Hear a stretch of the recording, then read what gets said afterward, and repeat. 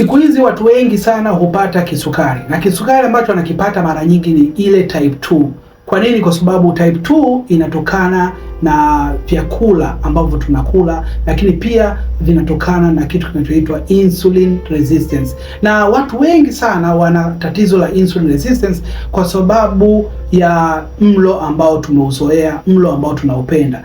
Ukiwa unapenda sana vitu vyenye sukari au unapenda sana kula vitu ambavyo vinawanga sana, basi tambua kabisa kwamba insulin resistance iko mlangoni kwako. So kadri unavyokuwa na tatizo la insulin resistance, inapelekea sana wewe kupata kisukari namba 2.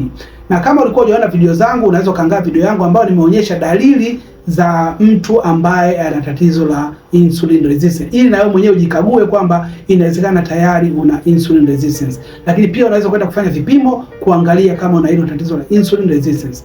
Ukiwa na tatizo la insulin resistance, tambua kwamba una kisukari ambacho kitakuja muda si mrefu. Kwa njia ya kuepukana na insulin resistance ni kufunga na kufanya vitu mbalimbali ambavyo vitaenda kupunguza ile sukari ambayo imekuwa imejaa katika ini, sukari ambayo imejaa katika misuli, na sukari ambayo imejaa chini ya tumbo, yani sehemu ambayo tunasema body fat, sehemu ambayo mafuta yanakuwa yamehifadhiwa. So ukiweza kuondoa au kupunguza hiyo sehemu, ina maana utakuwa umetoa ile insulin resistance kuja kwenye insulin sensitivity, na hiyo ndio kitu ambacho tunahitajika.